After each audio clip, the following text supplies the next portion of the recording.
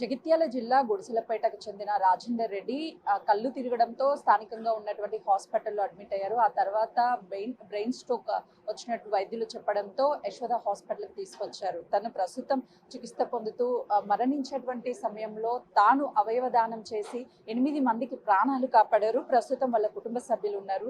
చెప్పండి, అసలు ఏం జరిగింది? అనుకోకుండా అన్కాన్షియస్ అయిపోయాను. జస్ట్ 5 మినిట్స్ తల తిరుగుతుందని చెప్పి పడుకున్నాడు. పడుకొని బెడ్లో పడుకొని ఉండే అంటే పడుకున్న తర్వాత 5 మినిట్స్ అన్కాన్షియస్ అయిపోయాను. ఇంకేం మాట్లాడలేదు. అప్పటి నుంచి ఇప్పటి వరకు కాన్షియస్ అవ్వలేదు. అంటే ఎందుకు అన్కాన్షియస్ అయిందో తెలియదు, ఎందుకు చనిపోతుండో కూడా తెలియకుండా చనిపోయింది. ఫస్ట్ అక్కడ సివియర్ బ్లీడింగ్ ఉండే బ్రెయిన్లో, కరీంనగర్లోనే సర్జరీ చేయించాల్సి వచ్చింది. ఎందుకంటే ఇక్కడ దాకా తీసుకురావడం ఇంపాసిబుల్ అన్నారు డాక్టర్స్.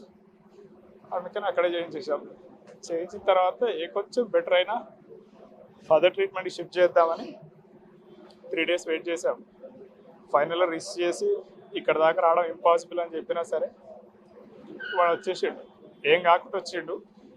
మాకు హోప్స్ ఉండే బతుకుతాడేమో అని. ఆ తర్వాత లంగ్స్ కంప్లీట్గా పాడైపోయినాయి.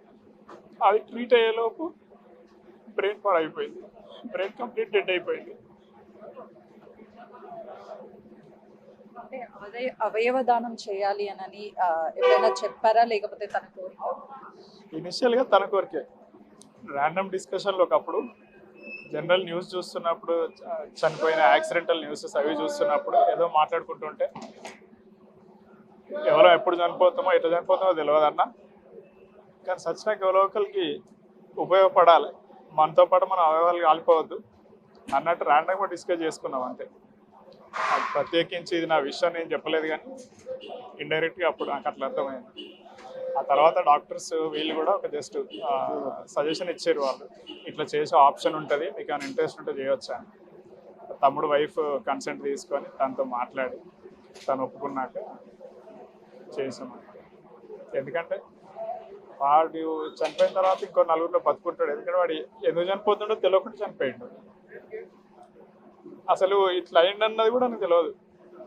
స్లీపింగ్లోనే అన్కాన్షియస్ అయిపోయాడు అంతే. ఎవరికో 4 బతుకుంటాడని ఆశ. చివరిగా ఎప్పుడు మాట్లాడారండి రాజేందర్ రెడ్డితో? ఏం మాట్లాడారు? అంతకుముందు గురువారం రోజు ప్రొద్దున మాట్లాడారు. కుటుంబ సభ్యులతో మాట్లాడి అన్కాన్షియస్లోకి వెళ్ళిపోయాడు. మాకు తీరని లోటు మా ఇద్దరి తమ్ముళ్ళు. కూడా చిన్న పిల్లల్లా తెలుస్తుంది. ఇద్దరు 8 months బాబు, 4 years పాప ఉండే తమ్ముడికి. వాళ్ళ బాధ వర్ణనాతీతం.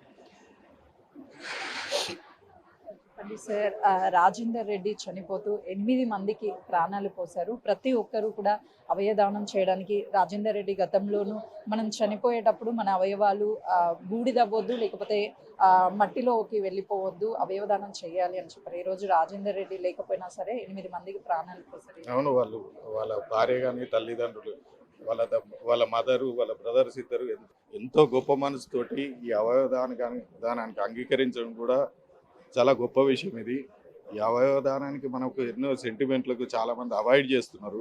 కానీ 36 ఏళ్ళకి ఆయన స్వర్గస్థుడు అయినందుకు ఆయన ఒక 8 మందిలో జీవించుంటాడు. అది ఎంతో గొప్ప విషయం. దీనికి సహకరించిన వాళ్ళ కుటుంబ సభ్యులందరికీ మనం అభినందించాలి. ఆయన ఏ లోకాల్లో ఉన్నా కానీ ఒక 8 మందిలో మాత్రం బతికుంటాడు. అదే మా ఆశ. ఫైనల్లీ సార్, జీవన్ దాన్ ట్రస్ట్కి మీరు డొనేట్ చేశారు కాబట్టి వాళ్ళు మిమ్మల్ని అప్రోచ్ అయ్యారా? మీరు అప్పుడు వాళ్ళు అప్రోచ్ అయ్యారు. అంటే మేము ఒప్పుకున్నాం. మాకు డాక్టర్స్ సజెషన్ చేస్తే మేము కన్సల్ట్ చెప్పినాం, మాకు ఓకే, మేము విల్లింగ్ ఉన్నాం చేయడానికి అని చెప్పి.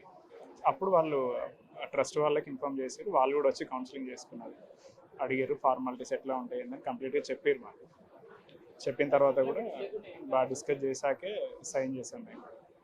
చాలా మంది అవయవదానం చేయాలి అంటే భయపడుతూ ఉంటారు. అసలు ఎందుకు ఇదంతా అని అనుకుంటూ ఉంటారు. అంటే మీ తమ్ముడిని మీరు కోల్పోయారు, కానీ 8 మందికి అవయవదానం చేయడానికి మీరు ముందుకు వచ్చారు. చేయనటువంటి వాళ్ళకి ఏం చెప్పారు? అంటే మా తమ్ముడు అన్నమాట, చనిపోయేది ఎట్లా చనిపోతున్నామో తెలియదు, ఎప్పుడు చనిపోతామో తెలియదు. మనతో పాటు మన అవయవాలు కాలిపోవద్దు, ఇంకో నలుగురు బతకడానికి. ఇప్పుడు సింపుల్ ఎగ్జాంపుల్, మా తమ్ముడు లంగ్స్ కంప్లీట్గా ఇన్ఫెక్ట్ అయిపోయి పనికిరాకుండా అయిపోయినాయి. అది అసలు రివర్స్ అయ్యే ఛాన్సే లేదు, అంతలా డ్యామేజ్ అయ్యి ఉండే. సో నేను డాక్టర్స్ని అడిగినా లంగ్ ట్రాన్స్ప్లాంట్ చేద్దామని, బట్ తనకు ఆల్రెడీ బ్రెయిన్ సర్జరీ అయ్యింది కాబట్టి అది పాసిబిలిటీ లేకుండే. అండ్ ఆయనకున్న ఆ కేసు సివియారిటీని బట్టి. అంటే మేము ఎంత ప్రయత్నం చేసినామంటే ఎట్లయినా సరే లంగ్ ట్రాన్స్ప్లాంట్ చేయండి చేయండి చేయండి అని. ఒకవేళ డాక్టర్స్ ఒప్పుకున్నా ఎక్కడో చోట డోనార్ ఉండాలి. డోనార్ ఉండుంటే వాళ్ళు యాక్సెప్ట్ చేస్తుంటే మేబీ మేము బతికించుకునే వాళ్ళేమో.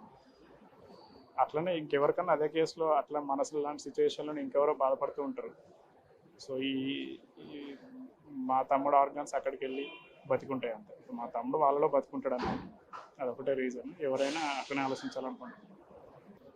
మా తమ్ముడు ఒక 10 మందికి ఆదర్శంగా నిలబడాలని మేము మా కుటుంబ సభ్యులం కోరుకుంటున్నాము. అలాగే మా తమ్ముని ఆత్మ స్వర్గలోక ప్రాప్తికి చెందాలని మనసారా ప్రార్థిస్తున్నాం. రాజేందర్ రెడ్డి మృతి చెందుతాడు అని అసలుకి అనుకోలేదు. తనకి బ్రెయిన్ స్ట్రోక్ వచ్చింది, ఆ తర్వాత బ్రెయిన్ డెడ్ వచ్చింది, తర్వాత తను ఆపరేషన్ చేశారు, ప్రాణాలతో బయటకు వస్తాడు అనుకున్నాము. కానీ ప్రాణాలను విడిచినప్పటికీ 8 మందికి ఆర్గాన్స్ ఇస్తూ ప్రాణాలని కాపాడాడు. ప్రతి ఒక్కరు కూడా ముందుకు రావాలి అని కుటుంబ సభ్యులు చెప్తున్నారు. ఇప్పటికే ప్రభుత్వము అవేర్నెస్ కల్పిస్తుంది. జీవన్దాన్ ట్రస్ట్ కూడా ముందుకు వచ్చి ఆర్గాన్స్ డొనేట్ చేయండి, ఎంతో మంది ప్రాణాలను కాపాడండి అని చెప్పేసి అవేర్నెస్ కల్పిస్తుంది. ప్రతి ఒక్కరూ కూడా ఆర్గాన్స్ని డొనేట్ చేయాలి అని చెప్పేసి వీళ్ళు కోరుతున్నారు. కెమెరామెన్ శ్రీకాంత్తో Sujatha, Yashoda hospital. For more videos like this, subscribe Big TV channel.